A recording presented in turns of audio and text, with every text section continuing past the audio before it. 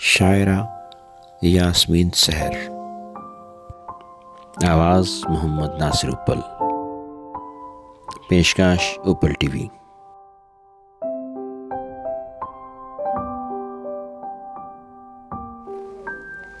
تم تو کہا کرتے تھے یہ دن کے ہنگامے، یہ لمبے دن مجھے تم سے دور رکھتے ہیں۔ رات کی رانی کی خوشبو اور تمہارا ساتھ، میری خواہش ہے کہ ہماری رات کی کبھی صبح نہ ہو، پھر اچانک تم دن کی بھیڑ میں کہیں کھو گئے۔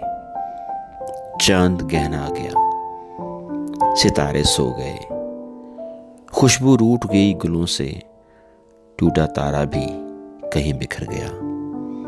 مجھ سے پوچھتی ہے رات بھر وہ تیرا ہم سفر، وہ تیرا ہم نوا کدھر گیا، وہ تیرا ہم نوا کدھر گیا۔